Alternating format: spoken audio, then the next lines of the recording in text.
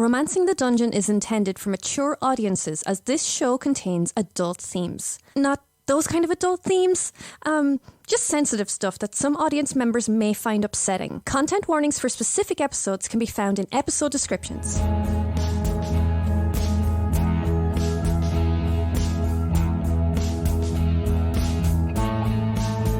me why I'm so alone when I know you're here with me. You're listening to Romancing the Dungeon, a softcore D&D podcast about heroes navigating their daily lives while looking for love in a world full of peril, monsters, and heartbreakers.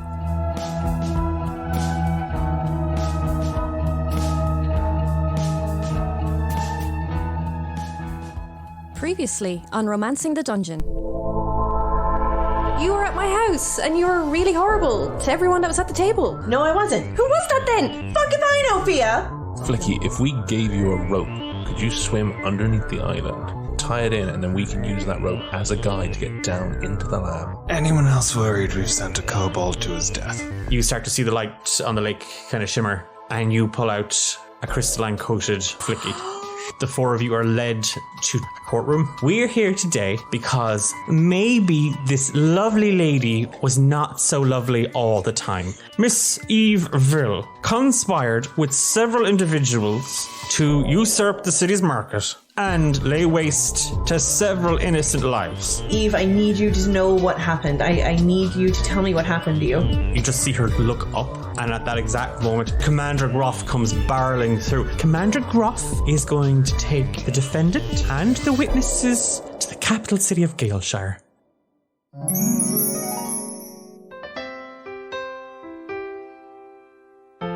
Are you lonely, miserable, or just plain horny? Well, you've taken the first steps to solving your problems. At least you're dating ones. Welcome to DE8. Devoted, desired, dreamy or dirty. Dapper dates for dejected daters. My name is Roz Graypurse, founder, CEO, and love magician. Yes, that's right, magician. Apparently, someone tipped off those stiffs in Mistian, and now I can't even call myself a wizard anymore. Well, to them I say, f*** your mother ass. But I'm a professional, and you're here for a service. What's the most risque thing you've ever done? One time, I did get a high-ranking diplomat in a chokehold until they passed out. But, it was consensual. I once posed nude for an art class. It ended in an orgy. Once I was having a shower, and I was attending to my grooming regimen, and I noticed that I had run out of conditioner. And so that day I had to leave the house having not conditioned my hair. I once did it with the lights on. Ooh. Sorry, what? You're welcome, shitbags.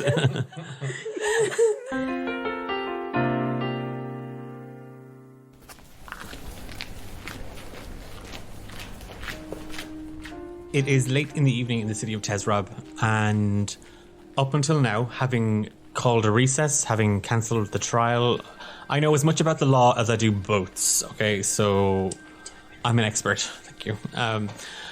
Evil's trial has been moved location. Yeah, I would say that. It's just been moved location. Having had Commander Groff, on behalf of the King of Galeshire, call a stop to the proceedings, you have now been told that you are, along with Eve, to be moved to the capital city, Galeshire, and in the interim time, make your preparations. You have all been made aware that you know, your preparations do come with expenses included. Hephaesta, what are you doing to prepare?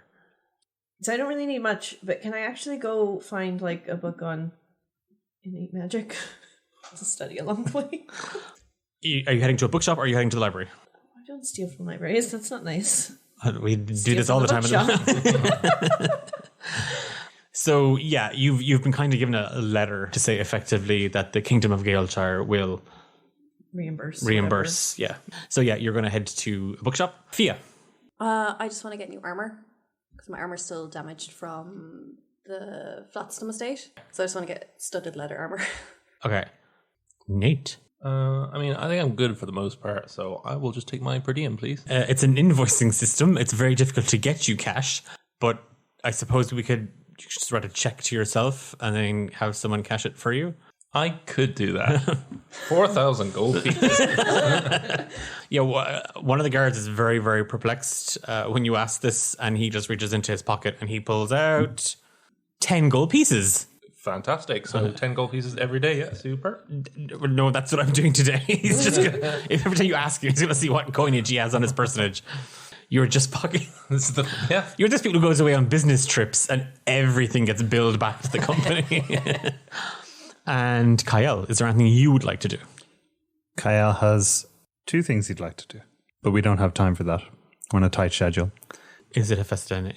Oh my gosh. He's going to head to a jeweler and see about getting some pieces commissioned, and nobody has deja vu. And he's going to also just kind of put feelers out there and see if he can get the word on what Hephaesta's been up to while Hephaesta wasn't there.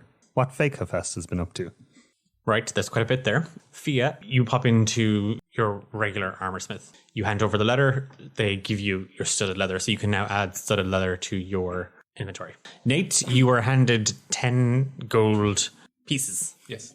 Anything you'd like to do with those, or just sitting by the gate counting your money? Yeah. Perfect. Job done. And Hephaesta, you head into the market district, and there's a couple of booksellers that you know, but there's one that's always, they always have the good stuff. Like they're that kind of real hardcore, like with the pictures and all that stuff. That's where you go. And to find books about magic. No way will this go wrong. No, they're kind of known for having a bit of everything. So it's one of those places where they won't ask questions because customer confidentiality, that'd be fine. Eve would send you back and forth. So it's the Marquis de Books. You pop inside and you see Marquis. Hello. What can I do for you, my dear? I'm looking for a book. A book on like magic, on like ingrained magic, like how to like wood. No. Wood magic. Nope. Like magic. Sand magic. That you have inside you that you want to be able to express. Expressive magic. Sure. We'll start with that. What does that mean? I do it contemporary expressive magic. What kind of stuff's in those? Sort of like movement. You sort of move with how the feeling takes you. No, I don't do that shit. Let's try again. I have magic inside. And I want it to go out, but under my control. Indigestion. Sometimes. I am a fire ganassi. Oh. Let me see.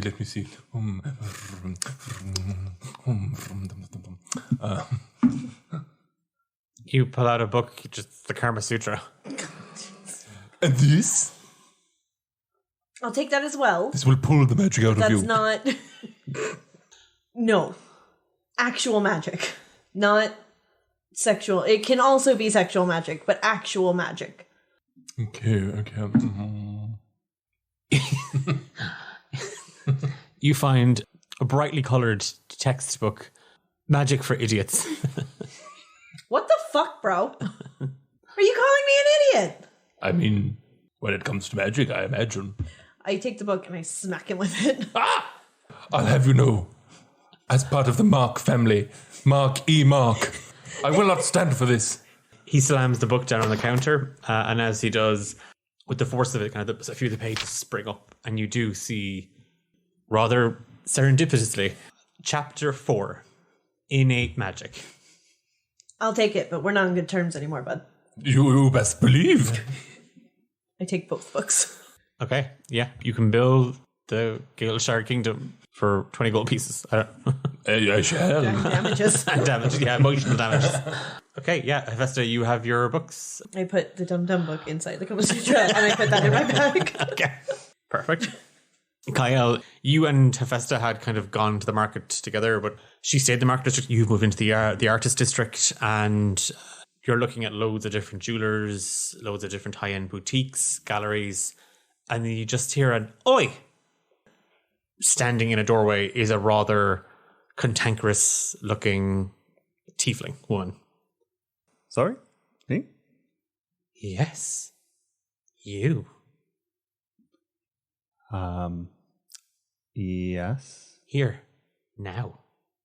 Before I call the guards. I'm very sorry. I'm not sure what you're getting at. And she turns her head slightly and you just see like she's kind of got it bandaged up. The concussion, perhaps? Oh, that's awful. I thought it was quite strange that you knock me upside the head but then not rob anything. What are you, some sort of pervert? Why would I knock you upside the head? Because you were in my shop yesterday placing an order. I can't. I'm going to take your word on that. That said, why would I order something from you and then not? I was actually on my way to do why would I order something and then beat you? You tell me. Because you were in my store. Mm-hmm. You placed your order. Mm-hmm. I was unconscious. Mm-hmm. So did I hit you? I'm assuming so because it was just you and I in the shop.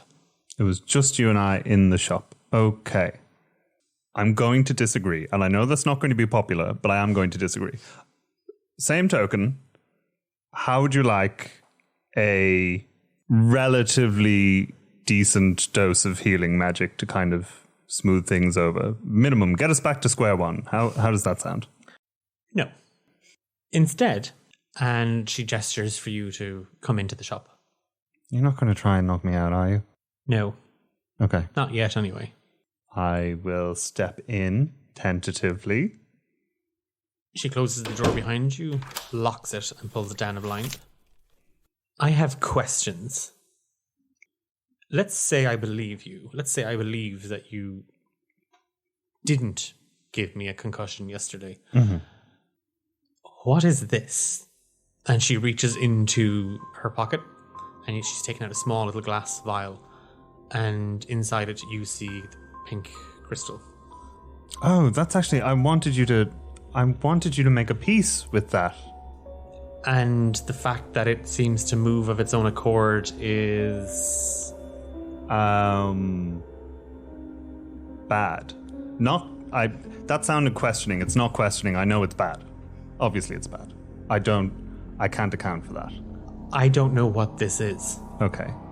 Not fit for working on. I didn't say that. Okay. I just didn't want to touch it until you and I had a conversation about it. Oh gods, no, don't touch it. Oh gods, no. Then how am I going to work on it? Don't actually, if I can, we can work something else out. I'm so sorry. The material inside that little vial there is highly volatile. Mm-hmm. And cross my heart, I didn't know that when I gave it to you. I know that now, and I would like to make things right. I'm not prepared to give this back to you. I might know somebody who'd be interested in this. They have an interest in picking up such things. I take it this is a no questions asked sort of situation. Let's just say it would be worth the compensation you were going to pay me for my injuries yesterday. And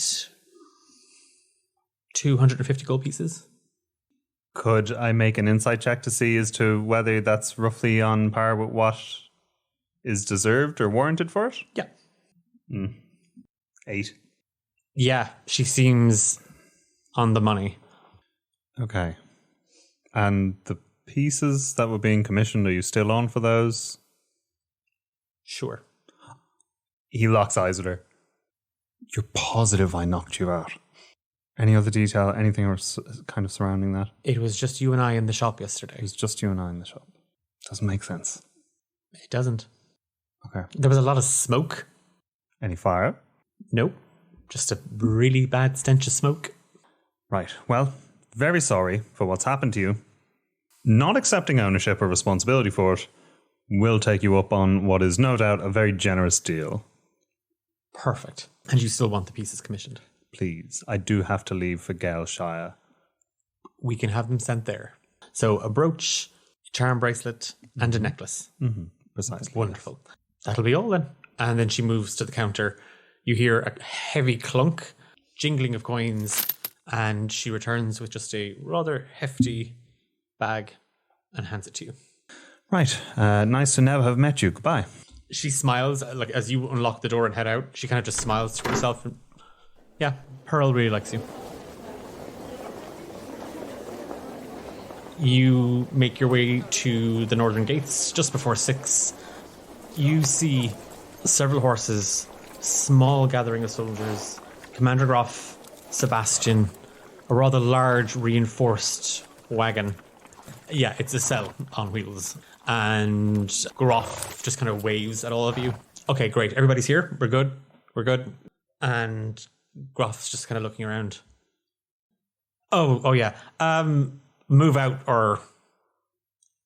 I mean, move out. Yeah? Can we try hi-ho? Nope. Okay. And the soldiers kind of look a little bit confused for a moment. And then 4 of them approach you with horses.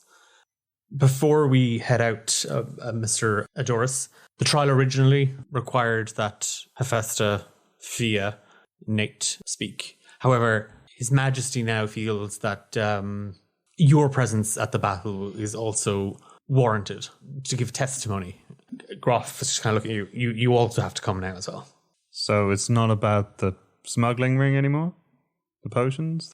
That's in there as well, but it's a bit more than that now. It's a bit more. It's a bit more serious. Okay. I've got nothing else going on. What's everybody's passive perception? 17. Fia 12. Fucking knows everything, huh?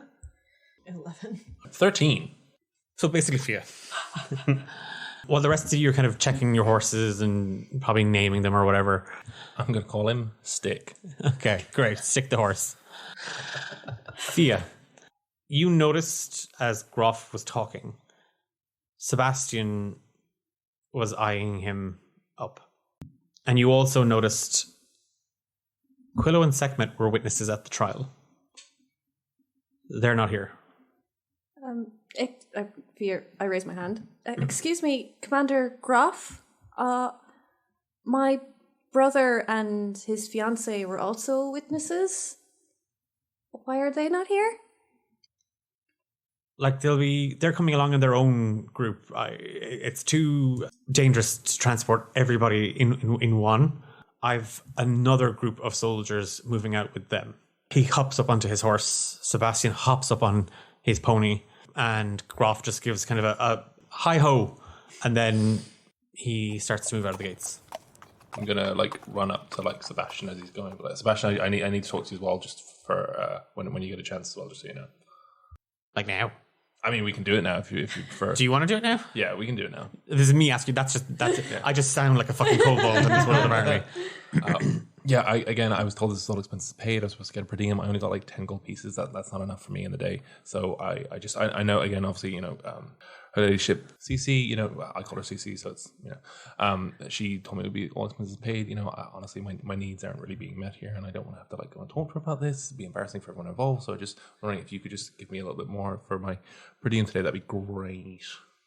Sebastian just kind of looks at you, looks down at the pony and one of the bags on it, plunges a hand into it and just grabs 17 gold pieces.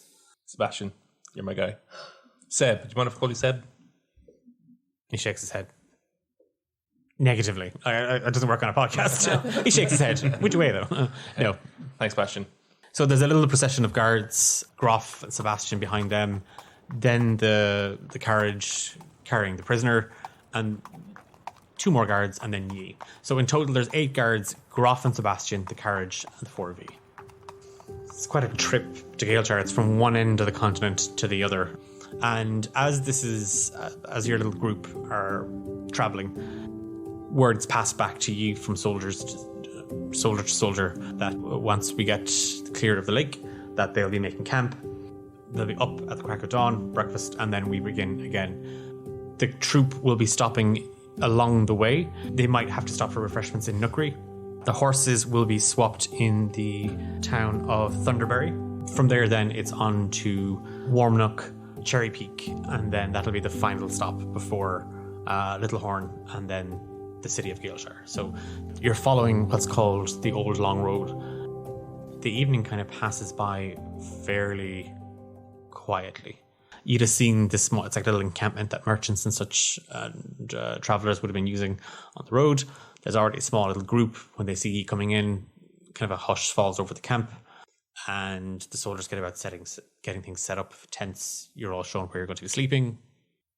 Anything you'd like to do that evening, or can we continue on? So I'm going to go to the guard who gave me my per diem, and I'm just going to say, hey, look, I just want to give you a heads up because I don't want to get you in trouble, but like I know you gave me the 10 gold pieces. I really do appreciate it, but I had to talk to Sebastian, and he ended up saying that wasn't good enough. I know. I'm like, these government types, they're just so like up there themselves, but like just for your own self. He basically said that wasn't enough. Like, he gave me some more money, but just for your own self, like he gave me 40 gold pieces. So I think tomorrow you're going to have to give me 50 gold pieces, just to kind of, because I don't want you to get in trouble. I don't. Give me a deception check. Oh no, that thing that I'm not good at. And that one, I'm really hoping for that one here. It's kind of the only thing that'll do it, huh? That's an 8 plus 7, 15. The guard looks very, very worried because he gave you those 10 gold pieces out of his wages. And he's just going to have to go to the lads and get the money, he supposes. But they'll all get it back because he made a little note of it, and he had Sebastian sign the note saying that, yes, he gave you 10 gold pieces. So now you want him to give you 50 gold pieces tomorrow. Hey, all expenses paid. Yeah, this is not an expense. You getting money is not an expense. Nate is fleecing guards. Okay. Yeah, the guard just kind of gives you, okay. I'll talk to the lads, see what we can get you. Okay. Nice. Hey, keep looking out. I'll do the same for you. I mean, like, we'll look out for each other. Is that threat? No. I mean, I'm saying, like, I got your back. You got my back. Okay. Sure. Okay. Yeah. Sure. Yeah. Bring it in, and I put my fist out to bump. He thinks you're going to punch him, and then he just kind of rubs the palm of his hand against yours. Nice. Yeah. Night passes without incident for once. Thank God. It's going to be a very calm episode, everybody. You're woken the following morning. You're handed kind of a light breakfast. The plan is to head to Nookery, and you'll continue on the way to Thunderberry and then Warmnook. It's quite a brisk breeze blowing around you. Sky's a little bit more overcast. It's getting a little bit darker. You can see kind of the sun trying to poke out a little bit, but it's freezing. But you hit the road. All's okay. All is well. All is dandy. And eventually, Hephaesta, it's that weird thing where your memory starts to like, oh no, we were here. And you see the sign. It's a little wooden pole sticking out of the ground. And Cael, you recognize it as well. And it points just up to the north. And you see the name Nookery. You wish you were here. And you almost are. Oh my God, did we bring booze? Did anyone bring booze? I mean, I usually have a flask on me, but Oh my God. that's it. Oh my God. Nathaniel, do you have booze? Booze? No. Nookery's a dry town. What? Nookery's a dry town. Dry, like, What are you guys going to do? Die, maybe. I hope so. The small troop turns off the road. The caravan follows suit. You're going with? I'm just riding a horse like, The horse is all saying the same thing. You follow up the hill. There it is in all its glory. The thatched roofs, the pristine walls, the washed windows, the clean cobbles, the dry, happy little village of Nookery. And as the caravan kind of comes up to the top of the hill, there's an order kind of pushed back that the carriage should wait outside. They don't want to upset the people here. Tends to be a bit sensitive. They don't want to upset. You've a lovely view up here of the sea beyond. Everybody who kind of passes just goes, hello, good morning, hello, have a pleasant day. Oh, cheerio. They're all quite happy and polite. hate it. all Here. well dressed. Pull my flask out of my pocket and just like... There's a little one, I have to save it. Okay. You take a little swig Pass from it over to Cael. Rations. Oh, thank God. Oh, thank God. It's like 9 a.m. Perfect. This is where me and Start late. Heffy met. Oh. Yeah. You have back any nice memories? No. Oh. No. She's like that, yeah. I take my flask back. What did happen to you anyway? Well, how did you wind up in Nookery? I woke up on an island and some really nice old lady had been taking care of me and she had her son boat me over. That's it. That's all I got.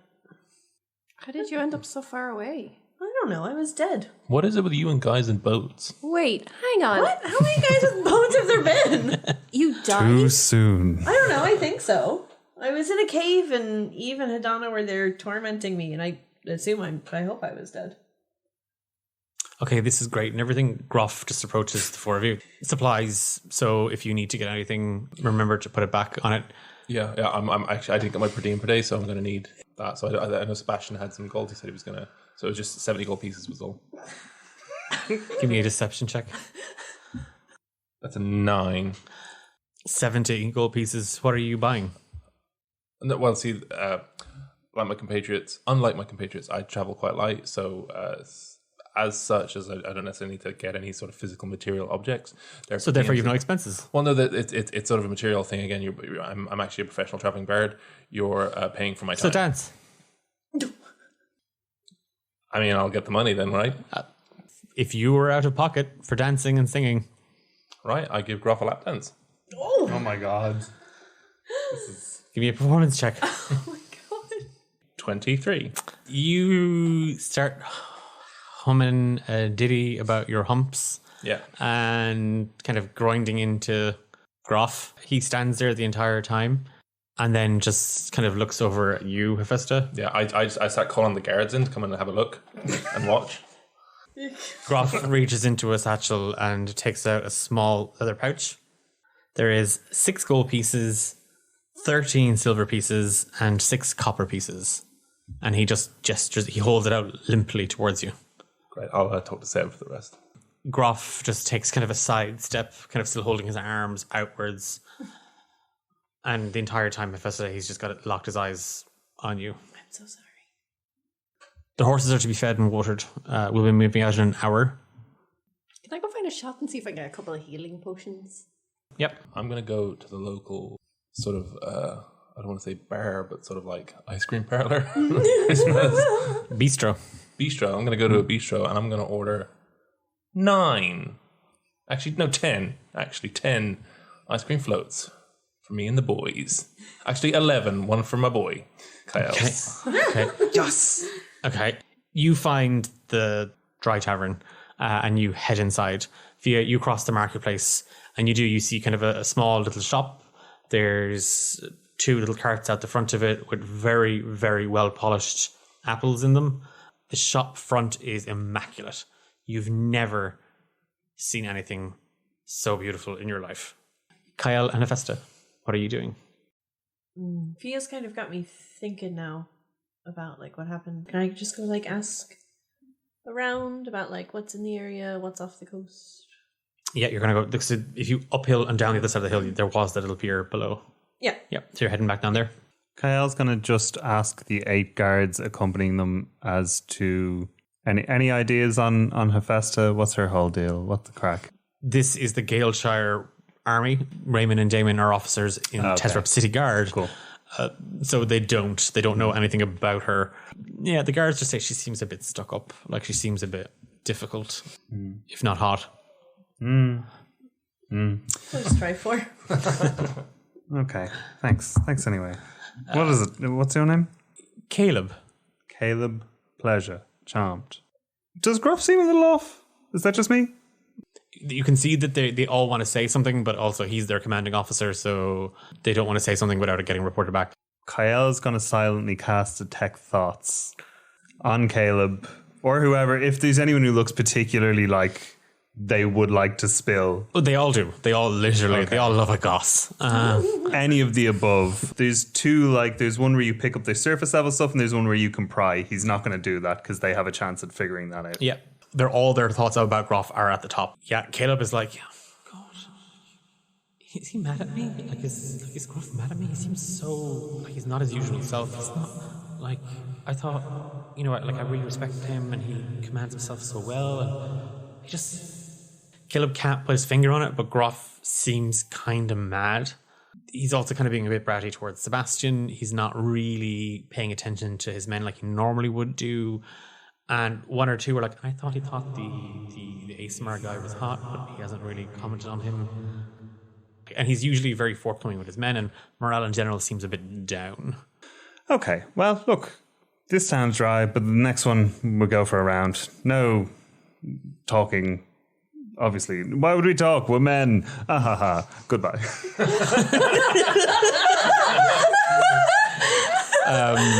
Nathaniel, you head inside and you approach the bar. Hi, hello. Do you do root beer floats? We can do you a root tea. Have you got anything like, what's kind of like scrumptious? We do shaved ice. Oh, flavored? Yeah. Yeah? Natural. Have you got anything sweet? Yeah. Root tea. Okay. What flavor of root is it? Is it like a ginger root? Is it like, what kind of roots you It's got? like a nub. Nub. Okay. Can I try a bit of the root tea? Like a thimbleful. Just to get a sense of it, because I want to buy some. I see the guys outside. I was looking to buy a round, so I just want to make sure that like they're a pretty big deal. The government guys. They work for the king, so I just wanted to like give them a bit of a treat, see what you got. So I just want to literally just a thimbleful, and then if it's nice, which you seem to think it is, I'm going to buy a big old round for. Oh, okay, of course. Yeah. He turns back, and you hear him kind of faffing around. There's a sound of kind of ceramic clinking and like some like leaves crunching and stuff like that. Then you just hear kind of water pouring, and then there's a rather pungent earth smell. And he turns back, and he has a blue ceramic cup, and he just shoves a little bit of it across to you. It is a murky orange color. I'll give it a little bit of a smell, and then I'll take a little sip just to taste. So originally, like when you first taste it, you're like, tastes a bit like peppery leaves, and then it's a rather soapy aftertaste. Do you have any actual like sugar? Oh no. Nookery's a dry town. We don't. No. What? No. Fruit? Decorative. Look, between you and me, okay, it's not gonna get it. I get it. Dry town, cool. I can't imagine tourism's doing very well. For you guys. It's off. Oh, you tourism's off. You're not actually allowing anyone in. No. We don't do tours here. It's a little too exciting. Right. Okay. I'm going to take my business elsewhere. Have a lovely day. And you, sir. Thank you very much for your time You're welcome. and your nub. It's not for everybody. Nope. Fia, you crossed the marketplace. You saw the shop front. As you step through the archway, you bump into this elderly woman, and you just say, "My God!" She's dressed like a rainbow threw up on her, head to toe. These big black chunky spectacles and a bangly necklace all over her, like just like literally wrapped around her. Oh, excuse me, I'm very sorry. No. It's good. And she just steps past you. I wouldn't be wasting your time on that. They're very amateurs. And she just saunters off. Okay. And I go in to the counter. There's two identical dwarven men standing there, both with just a ring of hair, shiny scalps, both in their late 60s, both fairly old looking and weathered, wearing kind of tan-coloured shirts, brown overalls, and a muted dicky bow. Hi, I was looking for some health potions if you had any. No, I'm sorry. We don't peddle any of that around here. Health potions? Nope. You take your toxic muck water out of here right now. One of the brothers has just covered his ears. Sure. And I turn on my heel and walk out. You see that human woman, the elderly woman, just sauntering past. You were right. Of course, they are Morons. How could they not have, like, something as simple as a health potion? They said I am offensive, and she points at herself. How is that offensive? That's beautiful. Thank you. Clearly you have an eye for art. I don't know about art, but I think it is very stunning. Oh, please, I am an installation. Why is this place so busy? We're on our way to the capital, Galeshire, to meet with the king. A fancy lady, so. I wish it was fancy. It's to do over the attack that happened at Tezrab. Attack? Yeah, Tezrab was attacked a few days ago. No. Yeah. By an who? army of the undead. They're not here? No. It was dealt with. But we're going to bring someone who has caused the problem to the king for a trial. She kind of clutches at her neck and she tucks an arm, like her right arm under her left armpit, and she's go on. I don't know how much I'm supposed to say if a man is supposed to say anything. You can trust Olga. I tell nobody. Okay, so gates. I was having a dinner party at my house, and next thing there was this huge explosion, and some of the gates of Tezrab fell. There was like undead everywhere and ghouls, and there was this undead priest who we'd met before, weeks before, who was like leading them, and all sorts of like people like in the council and stuff were like involved in all sorts of nefarious shit. So yeah, that's why we're on our way to the King in Galeshire. Inspirational. I'm inspired. You have inspired me. Really? You are so naked with the truth. Such boldness. Well, it's more of a bad habit. Oh, well, there's nothing to be ashamed of the naked body. Come. Olga has something for you. You of all will appreciate this. I can tell. I have a little wagon just outside the town. It's just parked a little bit away from here. Okay. Fia, don't take any sweets. Fia. Oh, she says she's got stuff on a wagon outside the city. I don't know, maybe we could find something useful, because I'm not finding anything there. A friend?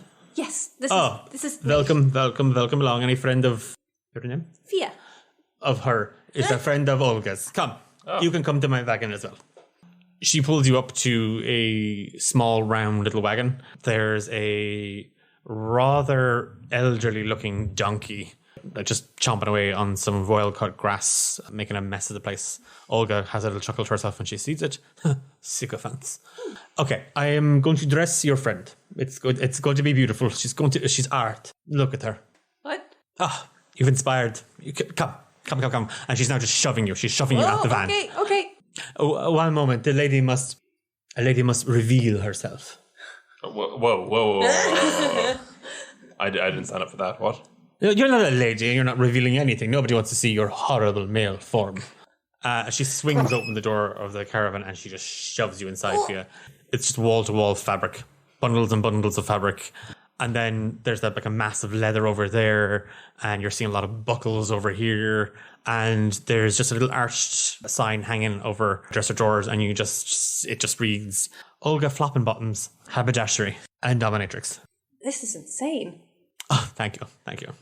You are just such a bold and wonderful and daring creature. It's a shame you hide yourself away behind all of this garbage. Well, it's to make sure that I'm like stealthy, you know? Please.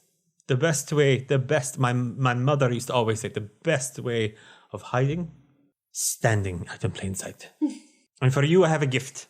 Do you trust Olga? As much as I trust anyone I met 2 minutes ago. The honesty. She opens the door, Nate, and she's just looking at you. Barbaric honesty. I think you're fucking weird. And she closes the door again. Okay, undress. Huh? Undress. Huh? You need a whole new wardrobe. Oh, please, Olga has seen all this before. Okay. And I start to undress. And she just stands back and she just opens the door. Okay. No, please, don't avert your gaze. Don't avert your gaze. No, please do. And don't avert your body. I will. You should not be ashamed of it. He's my friend. I sort of turn my head towards her, but my eyes are looking. Every friend is a potential lover. And she shuts the door again. Now, this, and she rifles. She's literally pulling at fabric, and then she knocks over like a satin red sheet, and there's just this full-on gimp suit standing there. Oh, I was supposed to deliver that. Oh, well, I'll be on the way back. And she knocks it out of the way and she finds a small little cupboard and she pulls it out and it's just ribbons and ribbons and ribbons of fabric. She grabs all of them and she just starts wrapping you in this. Oh, wunderbar.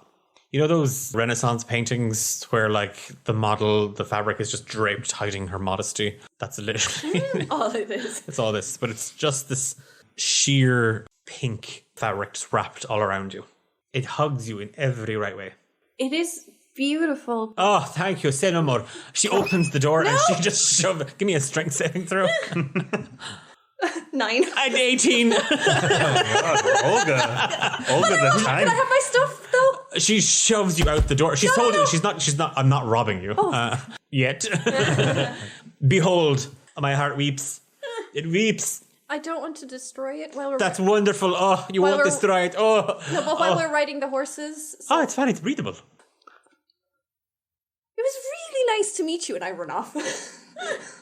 Are you actually just running off? I'm running off. So you've grabbed your stuff? And I'm running. I'm going to go find a tree or some, like, a corner and change. Well, she must not take that off. why? Oh, no. It is not ready. There's a little problem with my work. Right. I'm a cursed seamstress. Oh. Yes. So what's going to happen if she takes it off? Well, if she takes a piece off herself, the robes of revealing will allow her to seduce anybody. If she takes it off, she'll seduce someone. A piece. Just a piece. And she'll be able to seduce anybody. Like she'd get some sort of advantage on a persuasion check which revolved around flirting. Oh. I will let her know. But if she removes it, the consequences could be fatal. Dead fatal? Deadly fatal. Oh. Okay. I was going to ask if you have anything for me, but I'm not sure if I want anything. I have a cod piece. God, I love a cod piece. Do you want to see it? I mean, does it come with chips? We return to the docks. While you throw on a cod piece. Wondering when you're getting your chips. You head down to the docks. It's very quiet. There's not a thing out of place. There's not a crate that's not lined up perfectly. It's all wonderfully symmetrical. There's only one boat. And... Hey, are you coming back? Hey! No, I'm not coming back. We're just stopping by on our way to Galeshire. It's just you. Oh, sorry. I have friends in town. Oh, you found them? I found them, yeah. And they're not dead? Nobody's dead. Oh, Granny's going to be really happy I owe her money. Some people are dead. What? But not my friends. Oh, wait, what? Huh? Who's dead? A lot of people in town. Oh. It's alright. I mean, it's... So what are you It's doing? fine. Do you want to go to Fishes? No, I can't. I want to, but I can't. I have to finish this mission we're on, I guess. How are you doing? How's... Oh, I'm fine. I'm still on the boat. Yeah. Don't have a dog. Really? Still. No. Granny's snow. Is Granny okay? Yeah, still alive. Good. Your Granny okay? She's been dead for about 20 years. So I was just, stroll down memory lane. Are there any, like, caves in the area? Like, big caves haunted by, like, old ones or something? What? Do you think I was, like, dead when you guys found me? There's just existential dread washing over Urban now. Why don't you go back to Fishes? If you knew somebody and they were a really good person and then they suddenly became a really bad person and, like, they were maybe on trial and you could maybe, like, change their fate, what would you do? The wind's really bad right now, so I have to go. Okay. Good talk. Glad you're doing alright. Thanks You too. for the ride that one time. Oh, okay. I hope you get a dog. I hope you don't say that to me again. And he gets on his, in his boat. Oh, he's already in his boat. And he just, Sounds he like. just wants you to go away. Bye. Bye. I just stand here on the docks. He's not ready to go yet. He's waiting for a shipment. He's just standing there too. It's been a while. There's no sign of Hephaesta. You knew she was heading to the docks. Somebody come save Someone her. come save her. This is classic Hephaesta, I assume. Just disappearing for hours at a time. Probably getting engaged. Probably getting engaged. Sounds I like haven't that. taken that string off my finger, by the way. Aw. Oh. I'll go back into town. Okay, you're just awkwardly walking away. You're like, oh, someone's coming in. Yeah. No, just people talking about you. Fia. I've run away and found somewhere to like hunker down and organising my things to get out of this garb. Well, if you want, we can cut over to Nate and his codpiece. Yeah. Again, doesn't chafe in the slightest. It's very well tailored. I don't know what the correct term is. No, Taylor. I'll take Taylor. Thank Yeah. you. Thank you. So what? So in what way is my codpiece cursed? Oh, no, this I made before I got cursed. Oh, okay. Do you want the cursed codpiece? Not like a curse, but if it could do something magical, that'd be pretty cool. Oh, it's pretty magical now. Look at it. Well, Olga. I don't even know your name. It's Nate. Nate. Olga. I'm kind of a famous musician. And I'm kind of a famous seamstress. Well, Kiss. Okay. So I'll just take this then. For sure, just tell people Olga made it. Okay. I'll just write your name on it. It might just be easiest. See, you need to start branding your work. This is the thing. It's like, if you want to move out of the wagon, you got to start putting your name on things. So you're giving Olga Flappenbottoms a marketing lesson Yeah. while Fia's getting dressed. Yeah. Okay. What's the curse on that bad boy? That's gonna be bad. You've slipped down a field and you are just feeling utterly it's like the redness in your face just won't go away. Fia, seeing nobody around, you slip out of the robes of revealing, and as you do, you feel the mark on your back. There's like an electricity there for a moment, like kind of you become so aware of it, and you feel something change a little bit in your heart as you dress. And the world's kind of fucking shit. Like, the world's really fucking shit. And you're just so fucking sick of everyone's goddamn fucking lies. And it's about time somebody told the truth. You have disadvantage on all deception checks. Yeah, you're just feeling really angry and really hurt by everything. And the truth of it, you just kind of feel it. And the truth fucking hurts, and the truth fucking sucks. Puberty. I take the robe and I stuff it really aggressively into my bag and storm back. You've all kind of gathered again, and Groff and Sebastian are there. Fia, don't take the dress off. It's cursed. Really? Yeah. Bit too fucking late for that. I know, And I right? walk off. She's not wearing a dress, Nate. Do you like my codpiece? I do. Very stylish. Olga made it. Olga who? Olga. Olga Flap. No. Yes. Yes.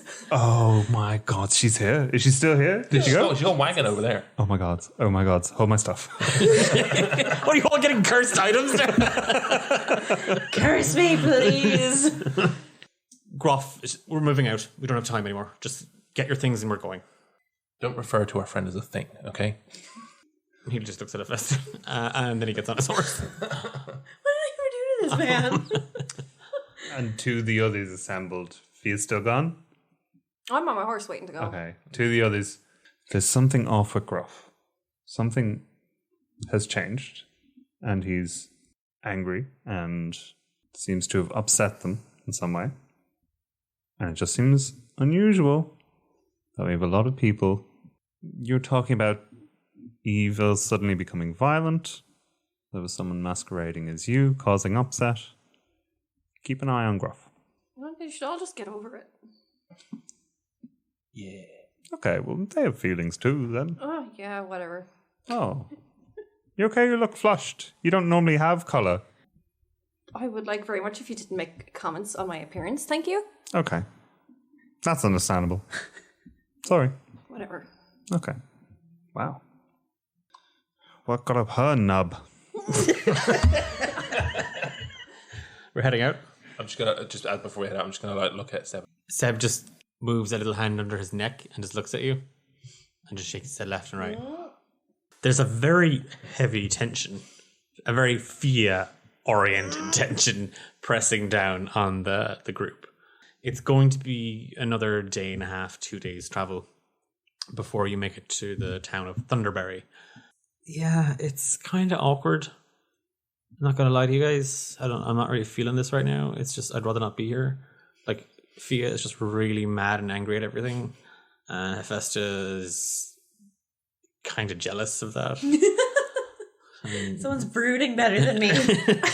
And Nate's still just flashing that cod piece at anybody that will stop and look at it and trying to still fleece the guards. They did give you your 70 gold, 50 gold you asked the guards for. Yeah. So they've given you your 50 gold for the day as well. But they've then told you that Sebastian said that you're cut off. See that, and then so they say that to me. I'm like, oh, Seb, he's so far up Groff's butt. It's like, what's his deal? You know what I mean? It's like that Groff guy. He's just so weird. It's like you want to ask him for my per diem before. I was like, see, I don't want to have to come to you guys. It's like Groff should be the one paying that. You know, it's like, why do I have to come? Like, I shouldn't have to come to you guys. Like, what's his deal? Look, I'm not going to say anything about my commanding officer. Oh, I get it. Yeah. But he's being a real butthead. He's not like this normally. Like normally he's really good to everybody and he's really kind. And I mean, he can be stern. Don't get me wrong. He's a commanding officer. He's in charge and he has to be tough. But this is not the Groff that we know. Oh, what about that Seb guy? Like he's just, Oh no, Seb's sound. But like, obviously he just no. I won't hear a bad word said about Seb. Well, no. So the thing is that like it's sort of like an extension of that. So it's like No. See, the problem is, you see, when look, you know better than I do. So no, we do. But like, see, the thing is, right? You're taking the piss with this expenses thing. Like we're not supposed to be giving you just gold pieces. Oh my god, I'm so sorry. I was just going off of what I was told. So again, it's obviously just sort of misunderstanding. I'm so sorry. Okay, so if it's a misunderstanding, are you okay to give the money back or no? Because again, I am owed that money. Why couldn't you curse him? You're a fucking shitehawk. You're one of my favorite shitehawks in the world, but you are a shitehawk. You made camp after traveling until dark that second night. You made camp, you woke up the following morning. It's another day until Thunderberry, and Groff has said that they'll stop along the way to feed and water the horses. You'll grab lunch. The tension is only building. It's just getting harder and more awkward. And the men are getting sour. Sebastian's getting sour. Groff is sour. You're sour. Fia is poisonous at this stage. As the third day rolls around into the trip, and in the distance you can see the town of Thunderberry, and there's a large like windmill, the blades turning. It's quite a serene, even though the coldness is there, and there's a frost on the road, and there's ice setting into the mucky puddles. And normally you'd be like, oh, it's a fresh morning, it's good for you, breathe it in. It's just shit. It's just awful. It's cold. It's not warm. And it's icy, and it's just crap. And there's this another town coming up, and it's probably full of more weirdos. And even the men are starting to give out, even the soldiers are starting to give out about the whole thing now. Actually vocalizing, spurred on by Nate, of course, vocalizing their discomfort and their displeasure at the whole thing. And it's just becoming a mess. And as the caravan trundles into Thunderberry, Groff just holds up a hand. He's like, enough. I'm sick of it. I'm sick of this. Come here, all of you. Gather around into the market square. All of you. Come on. We're just doing this. We need to do this. You, Fia. Yeah, you. What? Okay. Since we've left Tezrab, it's been 3 days, 72 hours. Okay. I've noticed a bit of tension building. It's palpable, okay? And I like a bit of tension. It's good. Angry's the blood. But this is not good. And I don't want to point the finger of blame, so I'll point 4.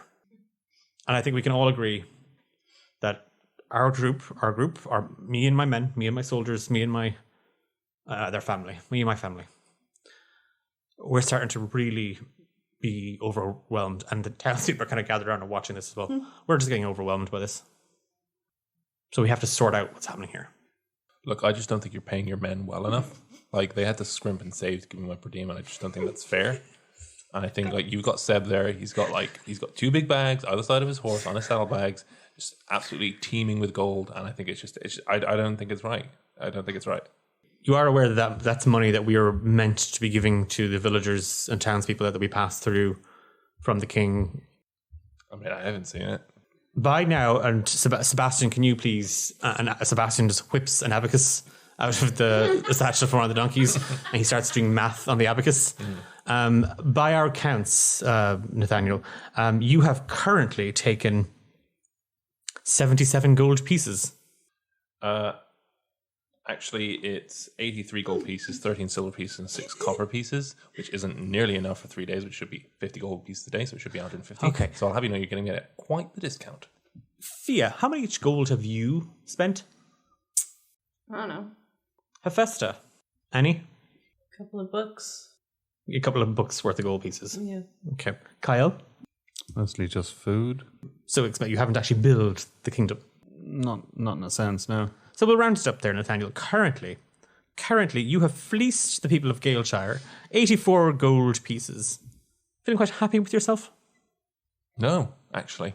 Oh, okay. Fia, do you think that's fair? It just goes to show how shit the world is, and that anyone who gets a fucking chance will take advantage. So you think Nathaniel is taking advantage? Everyone takes advantage. Yeah, you're taking advantage of your men. They're being paid. Not enough. Am I right, Fia? God, you're fucking annoying. See, this is what I'm talking about. Like, if we stop wasting time stopping for this bullshit, we could get there quicker and this could all be over. I don't disagree with you. Or, like, why didn't you just take our written fucking statements to bring to the king? That's one thing I don't understand. What the king wants, the king gets. Miss Burbage. Now, I want to bring a little bit of healing to this. Whatever baggage the 4 of you are bringing on this journey, you dump it here in Thunderberry. So I'm going to take my men to that little tavern over there. It's just called the Swell Pig. And we're going to have a lovely little lunch while the 4 of you work this out. Groff just saunters off with his men towards the thing, and the townspeople kind of go back to their business. Did we just get told off? Sorry, I don't really want to answer because apparently I'm annoying, so I'm just not going to. Oh, buddy. Why are you so fucking nice to him? The silence is beautiful, actually. It's just this fun thing we have. Okay, I mean, honestly, I don't know why you didn't kill him, though. And Whoa. secondly... Oh my god, sorry!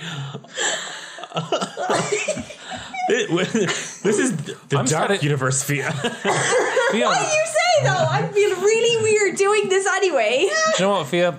I'm really starting to understand why you've always been single. Whoa! Ooh! Don't let him talk to you like that. You deserve better than that.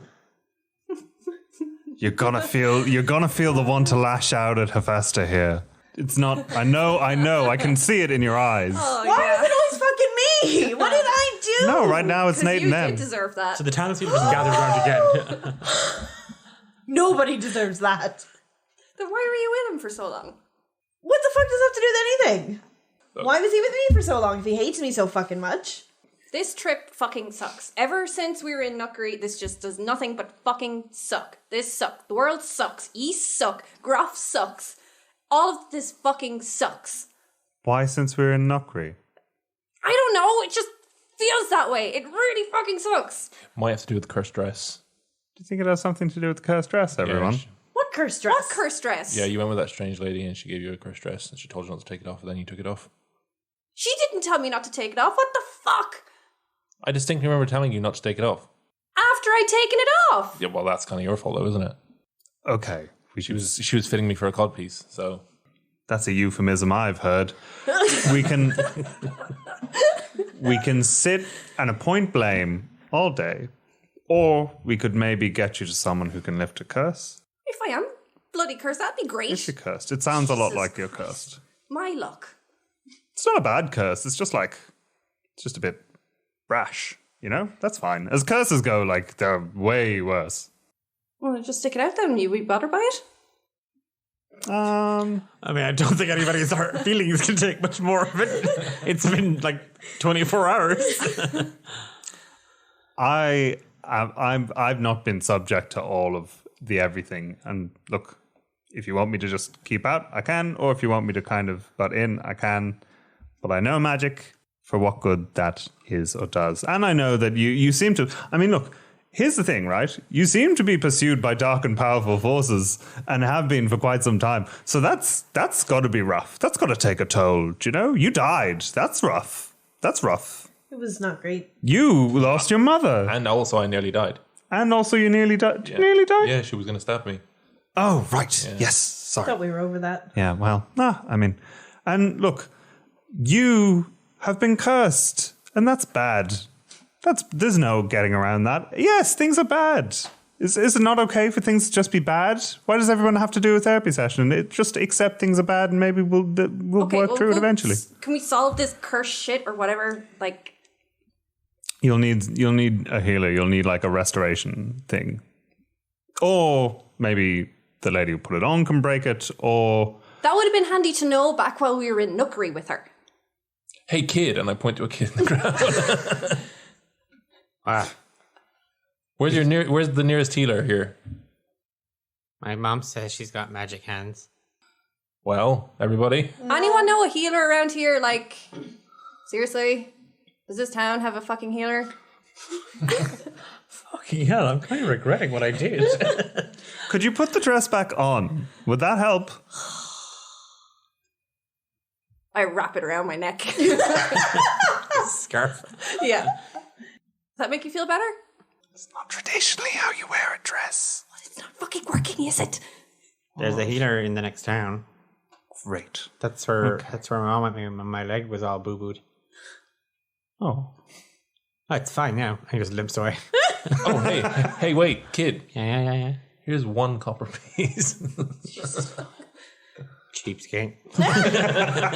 He heard the conversation about you having 84 gold pieces. I like that kid.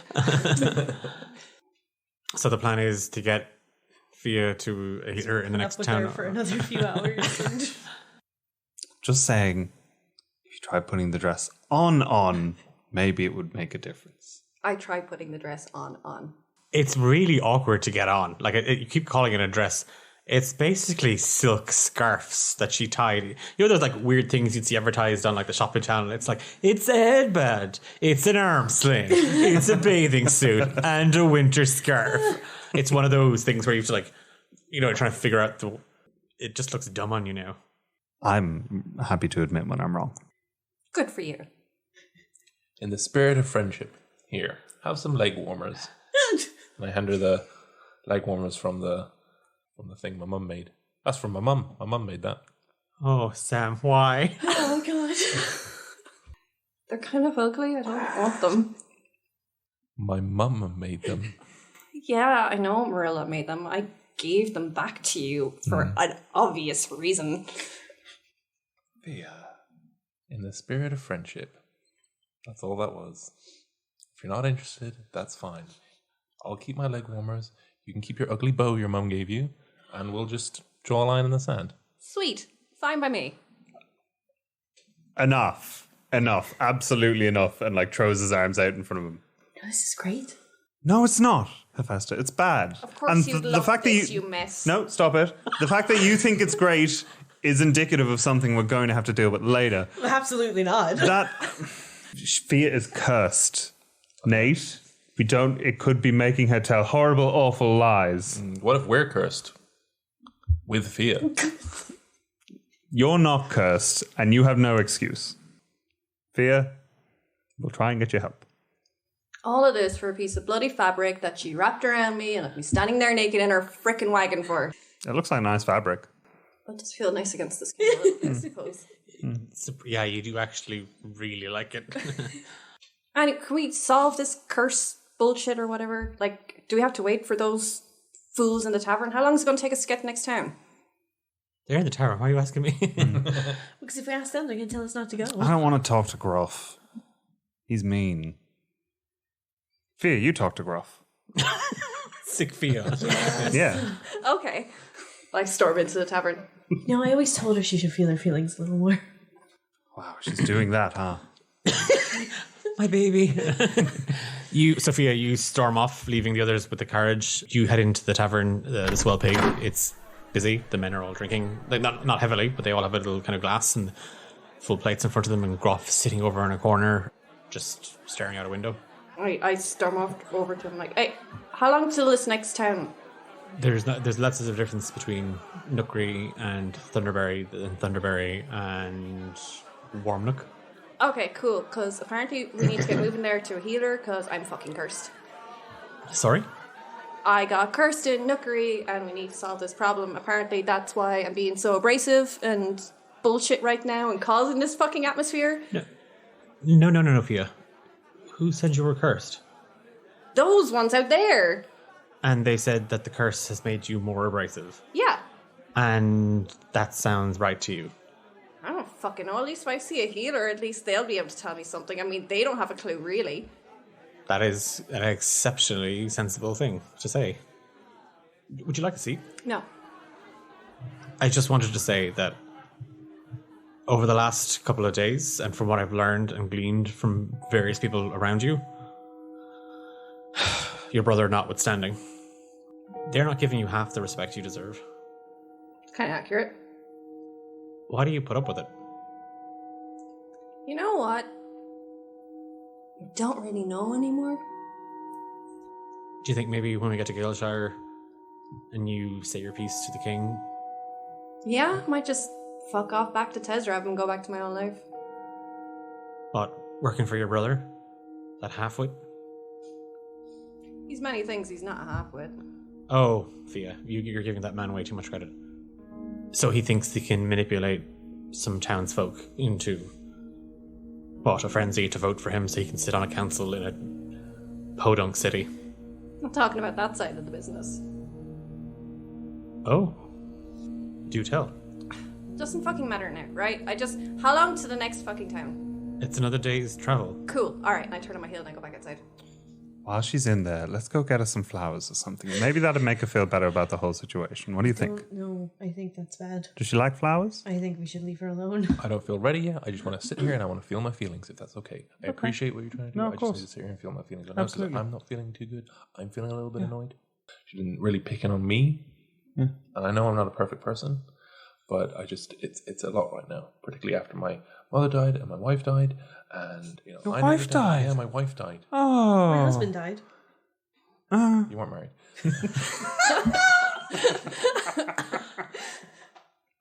Wow. You guys have been through a whole lot. But especially me. Fia, you come back at this point. He says it's another day away to the next town. Okay. What would help? What would make everyone feel better? If you stop patronizing me, that would be great. I don't know if I know how.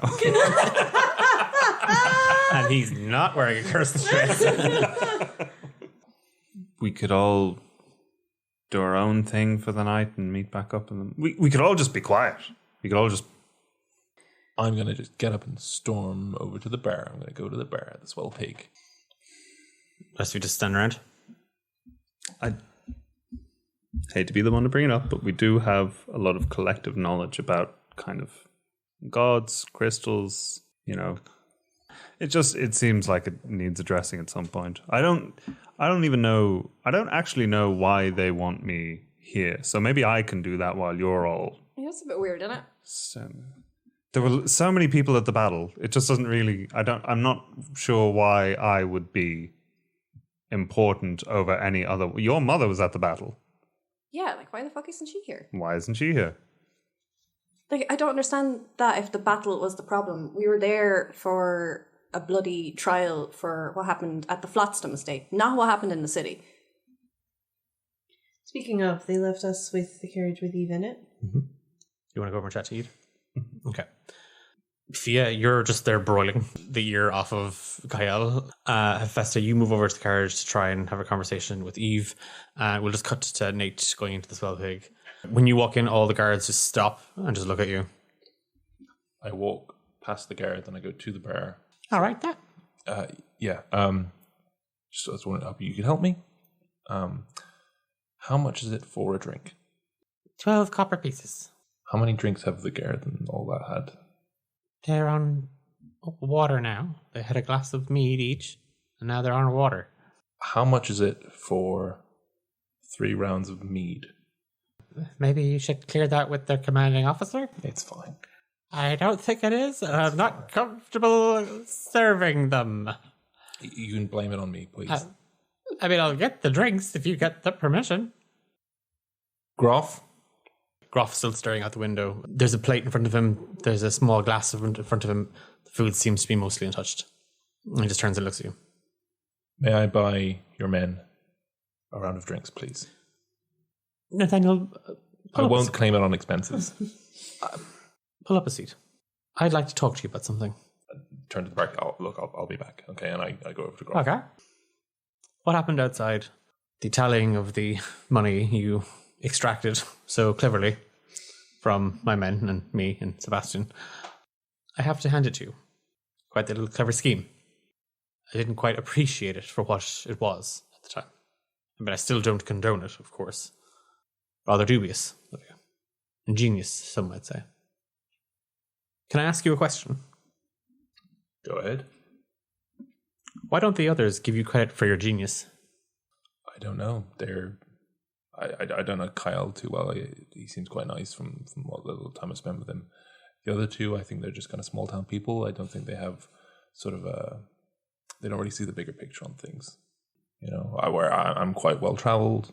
I'm sure you are too, as a commanding officer. Quiet. If I had to hazard a guess, I would say it's probably that. And you trust this Cael? I think so, yeah. He doesn't give me any reason to think otherwise. Other than the fact that he's palling around with the woman who tried to kill you a couple of weeks ago. Yeah, I mean, I'm here. For now. I mean, she seems to just jump from person to person, use them up, spit them. Look, I'm just telling you what I've observed and what people around the city said about her. Yeah, I mean, look, I've had my fair share of Hephaesta, and I'm good. I'm not too worried about her. And you don't hold her responsible for anything that happened. Any of what?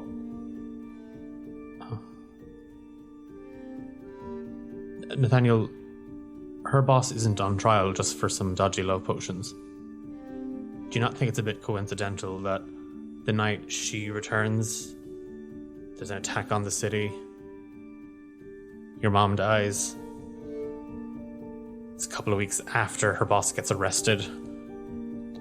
Look, it could just be a coincidence, but that's what we're going to go and find out. Yeah. So, can I buy that round? Why don't I get you around? Go ahead. Sebastian. And yeah, Sebastian pops up literally out of nowhere and goes to the bar and gets you a glass of mead. You and Groff sit there and have the bants. At the same time, again, your ear is literally, you know when you've had a mobile phone to your ear for way too long? That's what it feels like having a conversation with Fia right now. It's like literally your ear is hot. Hephaesta, the carriage is, you can't, like you can whisper to her, they're only kind of a couple of feet away, but you haven't really approached, nobody has, other than one of the guards to check on her, to feed her, to take her out for use the bathroom and stuff like that. Okay, so I just want to I guess sneak over to the far side of it at least. Yeah, for you're going to some the other semblance side. of privacy. Sure, Yeah, perfect. So you'd be closer to the Swell Pig. So I just walk up and I'm just like, Eve, Hephaesta, what do you want? I told you I need to know what happened. I don't know what we're going into. I don't know what's about to happen. I need to know what happened to you. What so happened? I know how to go forward. What happened, Hephaesta, was you stabbed me in the back. You took a dagger and you rammed it into my heart. You told them, Hephaesta, you told them you didn't know if I was a good person. Because of the things you've been doing the last I few took months. you in. I gave you a room. I gave you a job. I gave you a life. And you threatened to take it all away if I didn't kill somebody close to me. And I'm telling you, I did not do So that. what That is not happened? me. I don't know. You said there was a man with jewelry. What? It was one night after a show. There was a knock on the door. I just assumed it was an onslaught of fans as always. And I opened the door and there was this odd little wiry chap.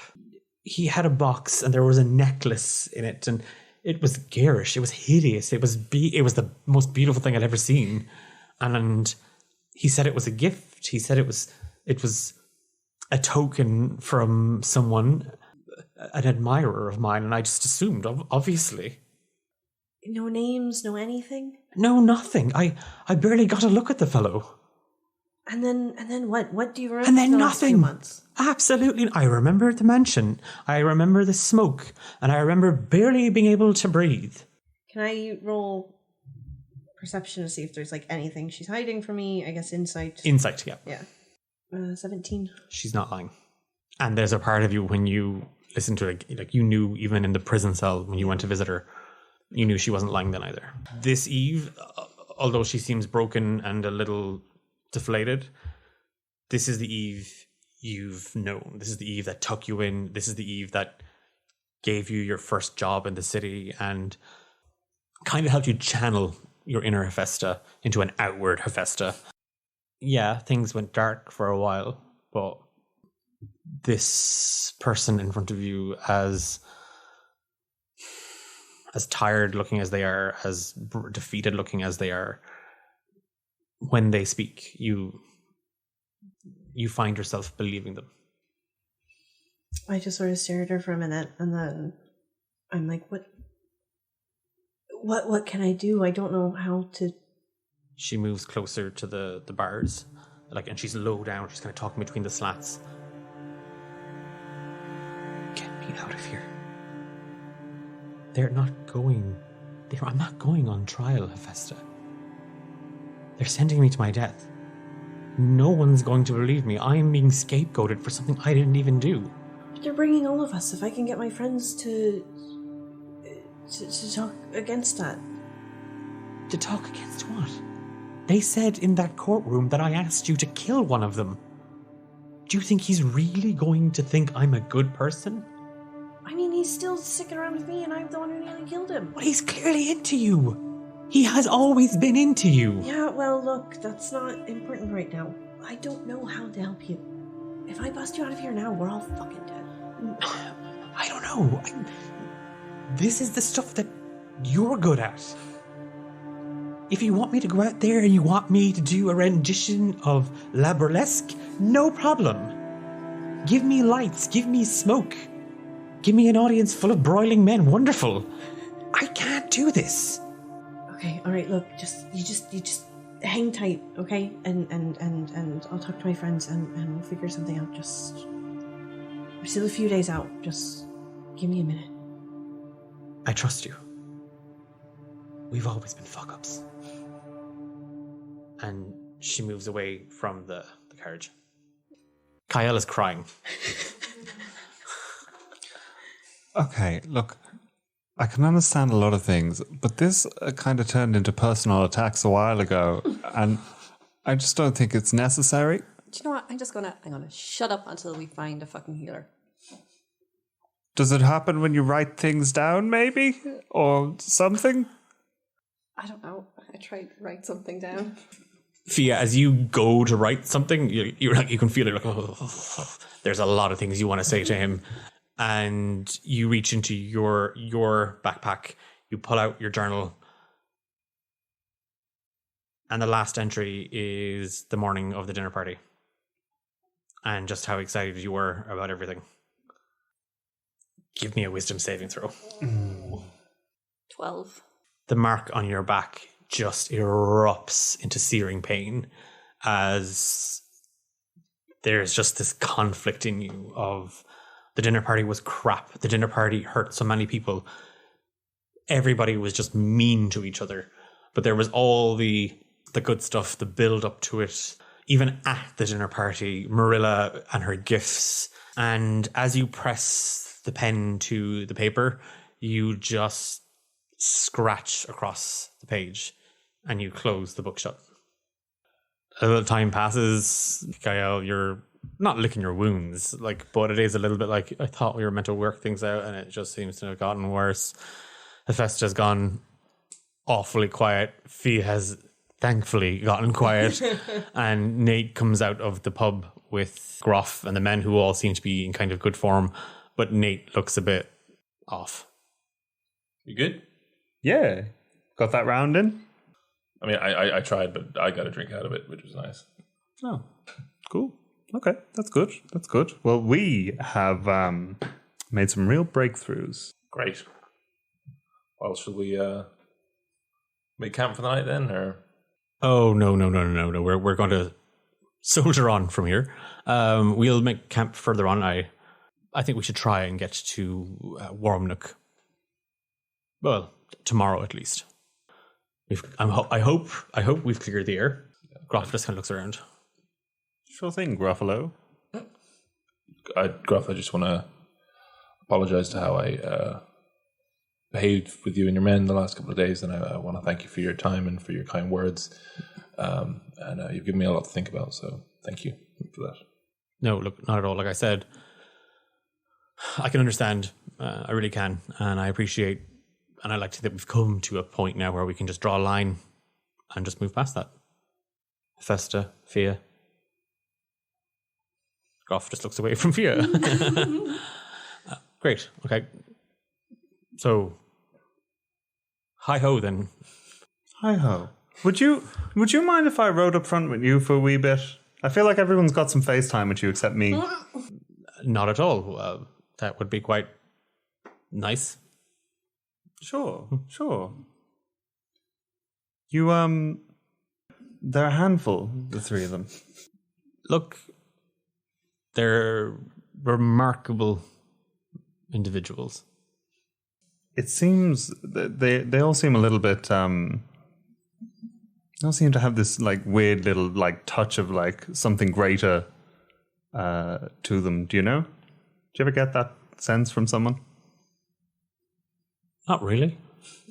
Well, they're nice people. I meant, in that sense, they've been through quite a bit. Seem to have come through it. Not entirely unscathed. Not entirely unscathed.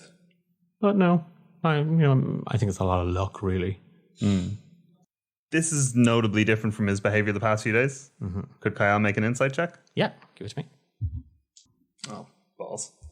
10. You're not quite sure. His demeanor has changed. Mm-hmm. But something is niggling at the back of your mind. The handful of times you've encountered him before he left Tezrab, this shitehawk was completely and totally enamored with you. And he's not once raised an eyebrow, cocked an eye, or made an innuendo in your direction about your endo. Once again, silently, burning sorcery points to do it. He will cast Detect Thoughts pointed at Groff. Absolutely nothing. It's white noise. You throw the magic out. Absolutely nothing there. Aha. Okay.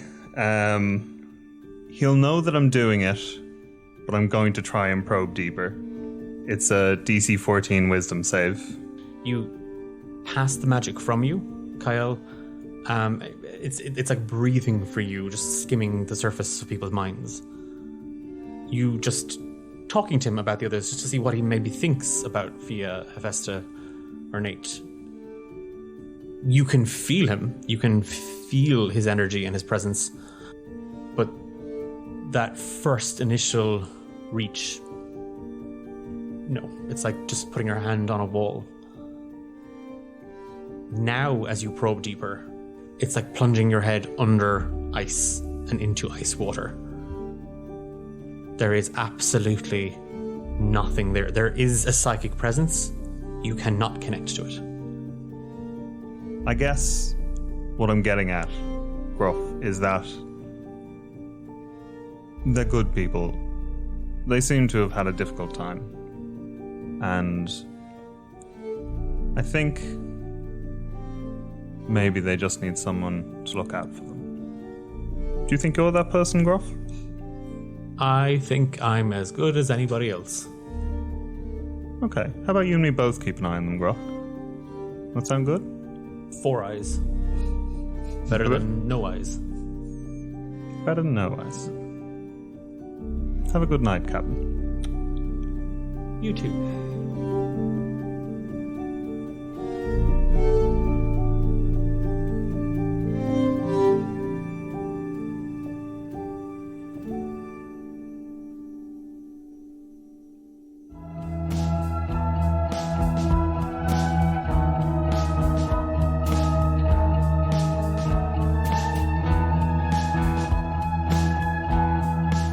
This was Romance in the Dungeon. You've been listening to Amber as Hephaesta, Sam as Nate, Louise as Fia, James as Cael. Eilish is our social media manager. Theme song Haunted by Ghost of Red Mountain. Title card and artwork by Ralph is redacted. I'm Declan and I've been your Dungeon Master, and if you like what you heard and you want to know more about the show and the world of Romance in the Dungeon, then do check us out on social media. You can find us everywhere at D8 Dungeon. There's plenty of behind the scenes action, giveaways, and a growing community of daters that you can get involved with, and who knows, find true love. We don't endorse that, so no. If you, well, wait, we do in the podcast. If you'd like to get your hands on some sweet rewards, maps, artwork, access to private channels, a whole other podcast called D8 After Dark, shoutouts, and even access to content that doesn't make it into these episodes, then check out our show on Patreon. You can just search for Romancing the Dungeon. And don't forget that we also have a new show over on Twitch. I keep saying new, it's not that new anymore, it's been out for a while. But check out Rise of Forsaken and just search for D8 Dungeon over on Twitch. We're back in 2 weeks' time and we will see you then.